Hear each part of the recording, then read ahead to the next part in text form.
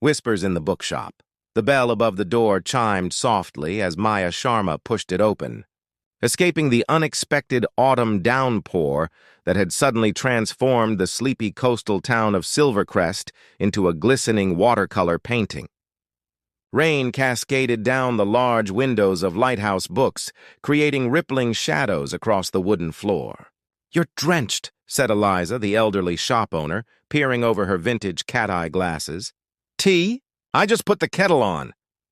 "That would be heavenly," Maya replied, shaking droplets from her dark curls. At 32, she had finally pursued her dream of becoming a marine biologist, accepting a research position at the Silvercrest Marine Conservation Center. The small town was a far cry from the bustling streets of Mumbai where she'd grown up, but the ocean called to her in a language she'd understood since childhood. She wandered through the labyrinth of bookshelves, inhaling the comforting scent of paper and binding glue. This had become her Friday ritual during the 3 months since her arrival. Browsing books, then settling into the window alcove with tea and whatever treasure she'd discovered. Today, however, her spot was occupied. A man sat with his back partially to her, absorbed in a leather-bound book. His presence was striking, not because he was doing anything remarkable, but because of the stillness he carried. In a world of constant motion, he seemed perfectly content in his stillness. Maya hesitated, then chose a nearby armchair. She opened her book but found her attention drifting to the stranger. His profile was partially obscured by the soft shadow of the alcove, but she could make out the sharp line of his jaw, the thoughtful furrow between his brows as he read. A thin scar traced from his temple to his cheekbone, like lightning frozen in flesh. "Your tea, dear," Eliza said, placing a steaming cup beside Maya. "And one for you as well, Dr. Nolan," she added, setting another beside the stranger. He looked up, offering a small smile that didn't quite reach his eyes. "Thank you, Eliza."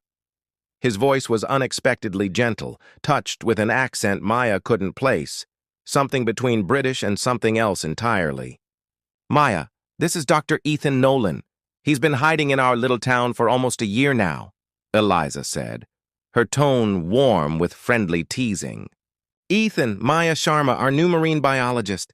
Hiding?" Maya echoed, curiosity piqued.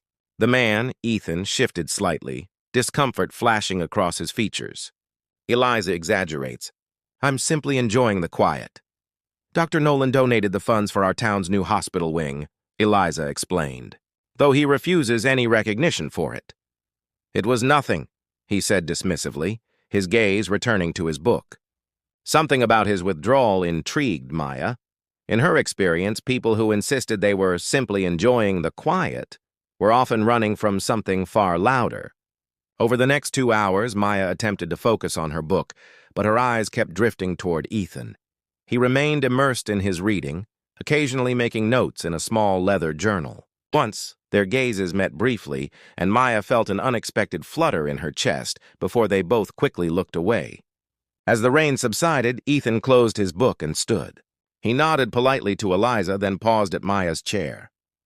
"The oceanography of coral reef ecosystems," he noted, glancing at her book. "Are you studying the local reef degradation?" Maya blinked, surprised by both his sudden engagement and his knowledge. "Yes, actually. The bleaching patterns here are unusual compared to other similar ecosystems.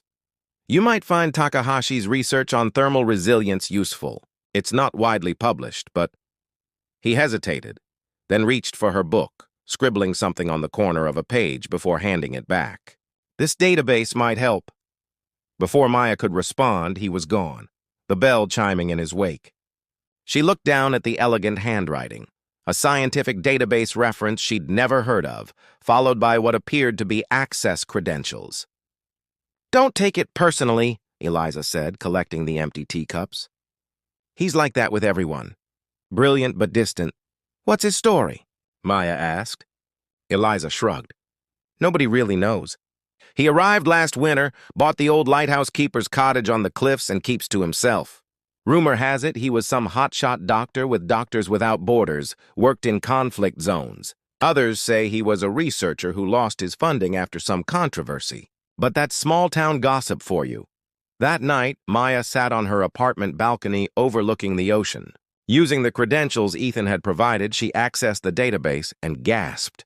It was a treasure trove of research, including restricted papers and data sets that would normally be inaccessible to someone at her level. More intriguing was the author of many groundbreaking papers, E.R. Nolan, Ph.D., the same man who had sat across from her today, pretending to be nothing more than a reclusive doctor in a small town. But these papers suggested something far more significant, the work of someone who had once been at the cutting edge of marine pharmaceutical research, before abruptly disappearing from the scientific community 3 years ago. Maya looked toward the cliffs where the lighthouse stood, wondering what had brought such a man to Silvercrest and why he was so determined to remain invisible. Paper boats and promises. The Marine Conservation Center's laboratory hummed with the soft whirring of equipment as Maya peered through her microscope, examining coral samples collected that morning. Her mind, however, kept drifting to the database she'd accessed 3 weeks ago, and the enigmatic Dr. Ethan Nolan who had provided it. "Earth to Maya," said Vikram, her research assistant, waving a hand before her eyes. "You've been staring at the same slide for 10 minutes. "Sorry," Maya said, straightening. "Just thinking." "About Dr. Mysterious, I bet," Vikram teased. "The whole town's talking about how you two keep bumping into each other." Maya rolled her eyes, though she couldn't deny the truth in his words. Since their meeting at the bookshop, she'd encountered Ethan 5 more times, at the farmer's market, the coffee shop, along the shoreline during her morning collection routine. Each time, their conversations grew longer, moving from strictly scientific topics to literature, philosophy, even childhood memories, though Ethan carefully avoided anything too recent or personal. "We just have similar interests," Maya said diplomatically. "Sure," Vikram replied, unconvinced. "That's why he suddenly started appearing at our collection sites after avoiding people for a year." That evening, as Maya walked along the beach, the setting sun painted the waves in gold and crimson. She spotted a familiar figure in the distance, sitting on a large driftwood log, writing in his journal. "We meet again," she called as she approached. Ethan looked up, his expression softening when he recognized her. "Beginning to think this town isn't quite as big as I thought." "Or perhaps the universe is trying to tell us something," Maya replied, immediately regretting her forwardness. To her surprise, Ethan smiled, a genuine smile that transformed his face. "Perhaps." He gestured to the space beside him. "Would you like to sit? The sunset from this spot is particularly beautiful." They sat in comfortable silence, watching as the sun melted into the horizon. Maya studied his profile surreptitiously, the way the fading light softened his features, turning the scar on his face silver instead of angry red. "I looked you up," Maya said finally. "Your research on marine-derived pharmaceuticals was groundbreaking. 3 Nobel nominations. Then you disappeared?" Ethan tensed, his jaw tightening. That was another lifetime. "Why did you leave it all behind?" She pressed gently. "Some questions don't have simple answers," he replied, his voice barely audible above the waves. He picked up a piece of driftwood, turning it over in his hands. "Have you ever done something you believed was right, only to discover too late that you'd made a terrible mistake?" Maya didn't answer immediately, sensing the weight behind his words. "We all have regrets," she offered finally. Ethan nodded, then unexpectedly reached for a sheet from his journal. With nimble fingers, he folded it into a small paper boat. "My mother taught me to make these when I was a boy," he explained, handing it to her. "She said our troubles could be sent out to sea this way." Maya accepted the delicate creation. Inside, she glimpsed an intricate sketch of a molecular structure she didn't recognize. "What is this?" "A promise," he said cryptically. "One I couldn't keep." Their hands touched briefly, and Maya felt an electric current between them. Their eyes met in the dimming light, and for a moment she thought he might lean closer. Instead, he stood abruptly. "It's getting dark. May I walk you home?" Over the following weeks, their accidental meetings became intentional. Coffee on Tuesday mornings. Walks along the cliffside path on Thursday evenings. Ethan even began visiting the research center, offering insights that accelerated Maya's work significantly. One rainy Sunday, he invited her to his lighthouse cottage for dinner. The space was sparsely furnished, but filled with books, scientific journals, and artifacts from around the world. Through the large windows, the stormy sea crashed against the cliffs below. "It's beautiful," Maya said, accepting the glass of wine he offered. "It's the first place that's felt like home in a long time," he admitted. As he cooked, Maya noticed a photograph partially hidden behind a stack of books. Ethan, looking younger and more carefree, standing beside a striking woman with auburn hair. Before she could examine it closer, Ethan appeared at her elbow. "Dinner's ready," he said, subtly shifting to block her view of the photograph.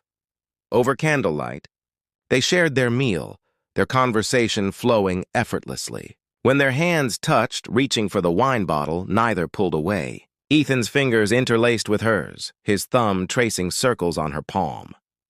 "I haven't felt this way in a very long time," he confessed, his voice rough with emotion. Later, as rain drummed against the windows, they stood before the fireplace. Ethan brushed a strand of hair from Maya's face, his touch feather-light.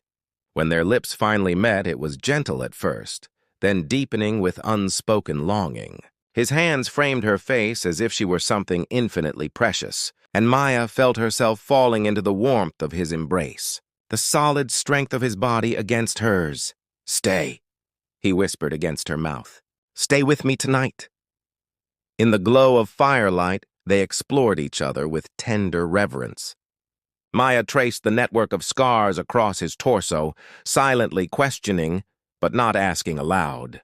Ethan kissed the constellation of freckles across her shoulders, his touch awakening sensations she'd never experienced before. As they lay entwined in the darkness afterward, the lighthouse beam sweeping periodically across the ceiling, Maya felt his heartbeat against her cheek. "I'm falling in love with you," she whispered, the words escaping before she could reconsider. His arms tightened around her, but he remained silent, his kiss on her forehead both an acknowledgement and an apology. In the morning, Maya woke to find Ethan already dressed, staring out at the sea. Something had shifted in his demeanor, a new tension in his shoulders, a guardedness in his eyes. "Is everything all right?" she asked, wrapping the sheet around herself. "Yes," he said too quickly. "Just some work I need to finish." But as she dressed to leave, she noticed him checking his phone repeatedly, his expression growing increasingly troubled. At the door, his goodbye kiss felt different, desperate, almost fearful. "Ethan," she said, searching his face. "Whatever it is, you can tell me." He touched her cheek, his eyes full of unspoken words. "Some secrets are not mine alone to tell, Maya, and some truths would only put you in danger." Part 3. Shattered Glass. The storm arrived without warning, transforming the usually tranquil Silvercrest into a turbulent landscape of whipping rain and howling winds. Maya stood at the laboratory window, watching massive waves crash against the research center's seawall. But her thoughts weren't on the weather. It had been 3 days since she'd last heard from Ethan. No calls, no messages, nothing but silence after that cryptic warning about danger. She'd gone to his lighthouse cottage yesterday only to find it locked, the windows dark. "Dr. Sharma?" Her assistant's voice pulled her from her thoughts. "There's someone here to see you." Maya turned, expecting, hoping to see Ethan. Instead, a woman with auburn hair stood in the doorway, her expensive suit and perfect makeup starkly out of place in the casual research facility. With a jolt, Maya recognized her from the photograph at Ethan's cottage. "Dr. Maya Sharma?" The woman's smile didn't reach her eyes. "I'm Dr. Sophia Reeves, director of Nexus Pharmaceuticals. May we speak privately?" Minutes later, seated in Maya's small office, Sophia placed a sleek tablet on the desk between them. "I understand you've become close to Dr. Nolan," she began, her voice clinically detached. "I thought you should know exactly who you've invited into your life." She activated the tablet, bringing up a series of news articles. The headlines leapt out at Maya. "Breakthrough cancer drug linked to deaths. Nexus Pharmaceuticals under investigation. Dr. Ethan Nolan vanishes as trial patients die." 3 years ago, Ethan and I developed NX-427, a revolutionary cancer treatment derived from marine compounds, Sophia explained. It showed incredible promise in early trials. Then patients started dying, not from cancer but from the treatment itself. Maya's hands trembled as she read the articles, each more damning than the last. This can't be true. Ethan wouldn't. 12 people died, Dr. Sharma. Painful, horrific deaths. And the day the investigation began, Ethan disappeared with all the research data. Sophia's perfectly manicured nails tapped against the tablet. He didn't just abandon the medical community. He abandoned me, his research partner and fiancé.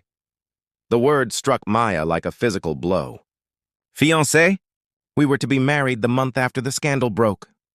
Sophia's expression hardened. I've spent 3 years rebuilding our company's reputation while searching for him. And now, I've finally tracked him down. Why are you telling me this? Because I'm giving him one chance to do the right thing. The data he took could still save millions of lives if properly modified. Sophia stood. Tell him I want the complete NX-427 files. If he cooperates, I'll ensure the authorities treat him leniently. After Sophia left, Maya sat motionless, her world tilting on its axis. The man she'd fallen in love with, the gentle, brilliant Ethan who rescued injured seabirds and made paper boats, was allegedly responsible for multiple deaths. It couldn't be true. And yet, some secrets are not mine alone to tell. Some truths would only put you in danger. That evening, the storm reached its peak as Maya drove to the lighthouse cottage, rain battering her windshield. This time, lights glowed from within. She pounded on the door until Ethan opened it, his face haggard, eyes hollow with exhaustion. Maya, he breathed, relief washing over his features. Thank God you're safe, am I? She demanded, pushing past him into the cottage. Because I had an interesting visitor today. Your fiancé. The color drained from Ethan's face. Sophia found me. She showed me everything, Ethan. The deaths, the investigation, how you disappeared with critical research data. Maya's voice broke. Were you ever going to tell me? Or was I just a convenient distraction while you hid from your past? It's not what you think, he said desperately. Please, let me explain. Explain what? How you let 12 people die. How you've been lying to me from the moment we met. Tears streamed down Maya's face. I trusted you. I loved you. Maya, please. He reached for her, but she backed away. Sophia wants your research files. She says if you cooperate, they'll be lenient. Maya wiped her tears. Whatever you decide, I can't be part of this anymore. As she turned to leave, Ethan caught her arm. Sophia is the one who falsified the data, not me. I discovered what she'd done too late, after people had already died. She rushed the drug to market knowing it was dangerous. Why would I believe you now? Maya whispered. The paper boat I gave you, the molecular structure inside, it's the corrected formula. His eyes pleaded with her. I've spent 3 years trying to fix what went wrong, to make it safe. A tremendous crash interrupted them as the cottage windows exploded inward, sending glass shards flying. Maya screamed as 2 masked figures burst through the broken windows. Run! Ethan shouted, pushing her toward the back door. Get to your car! One intruder tackled Ethan to the ground while the other advanced on Maya. She grabbed a heavy lamp, swinging it desperately. It connected with her attacker's head, sending him stumbling backward. Maya, go! Ethan yelled, struggling violently with his assailant. Heart pounding, Maya fled through the rain to her car. As she fumbled with her keys, she glanced back to see Ethan breaking free, running toward her, then crumpling as something struck him from behind. The last thing she saw before speeding away was Ethan's motionless form being dragged back into the cottage, and Sophia Reeves stepping out of a black SUV parked in the shadows. Echoes of yesterday. The police station smelled of stale coffee and damp raincoats. Maya sat wrapped in a blanket, her statement taken and retaken as officers tried to make sense of her fragmented account. No, she couldn't identify the attackers. Yes, she was certain Dr. Sophia Reeves was present. No, she hadn't seen a weapon. We've dispatched officers to the lighthouse cottage, Chief Reynolds informed her. But with the storm, access is difficult. The coastal road is flooded.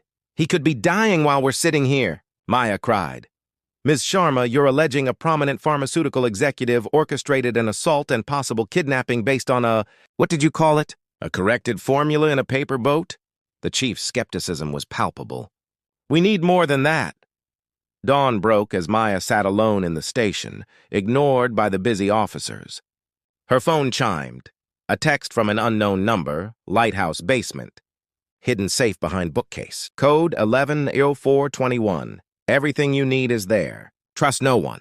Hands shaking, Maya deleted the message and slipped out of the station unnoticed. The storm had subsided, leaving destruction in its wake. Fallen trees blocked roads, power lines dangled dangerously. The lighthouse stood solitary against the gray sky, yellow police tape fluttering around its perimeter. No officers remained at the scene, likely called away to more pressing storm emergencies. Maya ducked under the tape and entered through the back door. The cottage interior was devastated. Furniture overturned, books scattered, blood staining the wooden floor. Fighting nausea, she moved to the bookcase Ethan had mentioned. Behind it, just as he'd said, was a small wall safe. The code, 110421, she recognized now as the date they had first met at the bookshop. Inside the safe, she found a waterproof case containing multiple hard drives, notebooks filled with Ethan's meticulous handwriting, and a sealed envelope with her name. With trembling fingers, she opened it. Maya, if you're reading this, I've failed to outrun my past. Everything I told you last night is true. The real story of NX-427 is on these drives, the original research, Sophia's falsified data, and my work since escaping with the evidence. I came to Silvercrest to hide while I corrected the formula. I never expected to find you to love again. For that unexpected gift, I'll be eternally grateful, even if our time together was brief. The corrected formula works, Maya. It could save millions. But Sophia will never allow it to reach the public. It would expose her crimes and destroy Nexus. She's not just my ex-fiancée. She's the daughter of Senator Reeves, with connections that have protected her from investigation. I've sent copies of everything to 3 trusted colleagues around the world. If anything happens to me, they'll release it all simultaneously. But I need someone I trust absolutely to trigger this. Someone Sophia doesn't know about. You. The phone in this safe contains a single number. Text the word lighthouse to activate the protocol. I wish we'd had more time. Know that loving you was the truest thing in my complicated life. Always. Ethan tears blurred Maya's vision as she found the phone, powered it on, and sent the message. Within seconds, her own phone buzzed with a news alert. Breaking. Whistleblower exposes massive pharmaceutical fraud. Evidence implicates. Nexus Director Sophia Reeves in cover-up of fatal drug side effects. Maya gathered everything from the safe and fled the cottage, her mind racing. Where would Sophia take Ethan? What would she do when she discovered her crimes were exposed? The answer came later that day. Marine enforcement officers discovered an abandoned yacht drifting 10 miles offshore, registered to Nexus Pharmaceuticals. On board, signs of struggle, blood evidence, but no passengers. For 3 days, Maya barely slept, working with authorities who now took her claims seriously as the scandal exploded across international media. Senator Reeves publicly disowned his daughter as evidence mounted against her. Nexus Pharmaceuticals' stock plummeted. The medical community reeled from the revelation that one of its most promising researchers had been right all along. On the 4th day, a fishing trawler reported spotting a man clinging to a makeshift raft 15 miles from shore. Hours later, Maya stood in the hospital corridor as doctors worked on Ethan, hypothermic, dehydrated with multiple injuries but alive. He's been asking for you, the nurse said, finally allowing Maya to enter his room. Ethan lay pale against the white sheets, his face bruised, an IV dripping fluids into his arm. His eyes, those deep, soulful eyes she'd fallen in love with, found hers immediately. You did it, he whispered hoarsely. You saved more than just me. Maya took his hand gently between hers. What happened on that boat? Sophia. She knew it was over when the news broke. She became erratic, violent. She was going to kill us both, go down with the yacht. His voice faltered. We struggled. She had a gun. It went off. She fell overboard. I tried to save her, Maya. I swear I did. But the current. He closed his eyes. The weight of another death clearly haunting him. Maya sat with him in silence, holding his hand as he drifted into exhausted sleep. The man she'd fallen in love with was no murderer, no fraud, just a brilliant, flawed human who'd tried to right a terrible wrong, carrying the weight of lives lost to others' greed. Outside the hospital window, the sun broke through clouds for the first time in days, casting golden light across Ethan's sleeping face. Maya realized that loving him meant accepting both his brilliant light and the shadows of his past, a past that would never entirely release him. Part 5. The Bridge Between Worlds. 6 months later, spring blossoms dotted the coastal path leading to the lighthouse cottage. The structure itself had been transformed, windows replaced, interior renovated, the scars of that violent night erased by fresh paint and new furnishings. Maya stood on the cliff edge, watching seabirds circle above the churning ocean. Behind her, the door opened as Ethan emerged, carrying 2 mugs of coffee. "The committee's decision comes today," he said, handing her a steaming cup. "Whatever they decide, we've already won the most important battle," Maya replied. "The truth is out. NX-427 is being developed properly, ethically." The months following Ethan's rescue had been a whirlwind. His vindication came swiftly as the evidence proved irrefutable. Sophia had indeed falsified data, rushed an unsafe drug to market, then orchestrated the cover-up when patients died.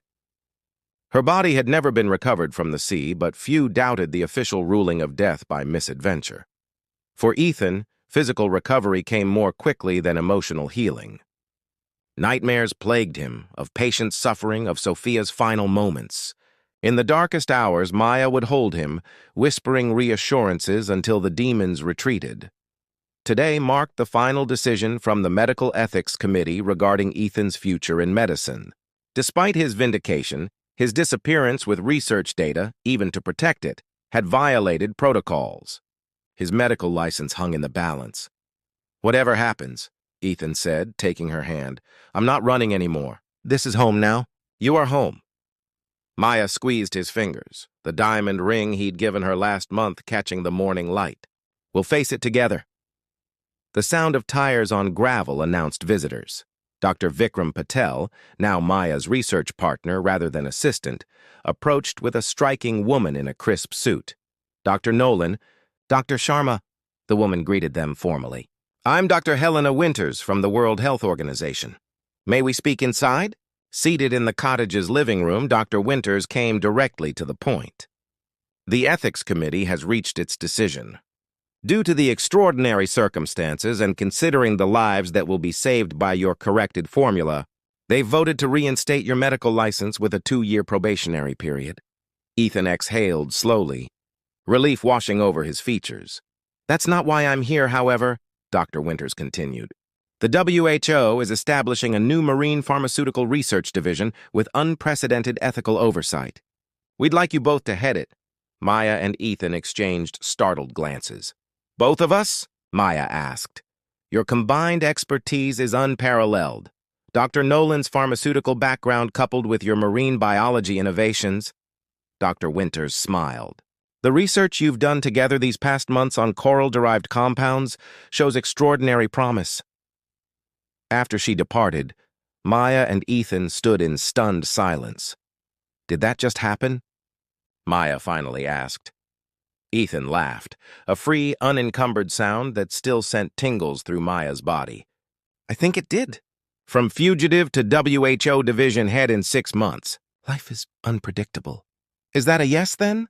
You'll accept?" His expression grew thoughtful. "Once I believed my work was everything, that advancing medicine justified any personal sacrifice. Then I learned the hard way that without ethical foundations, science becomes dangerous." He took her hands. "Then I met you and discovered that love isn't a distraction from purpose. It's the foundation that gives purpose meaning." "Very philosophical," Maya teased gently. "But not an answer." "My answer is yes, if it's what you want too. I go where you go now. We're partners in every sense. That evening, they walked along the shore as the setting sun painted the world in amber and rose. Children played nearby, building sandcastles in the fading light. Maya watched Ethan smiling at them, the haunted look that had shadowed him for so long finally lifting. "I've been thinking," she said, "about what you said this morning, about foundations." "Oh?"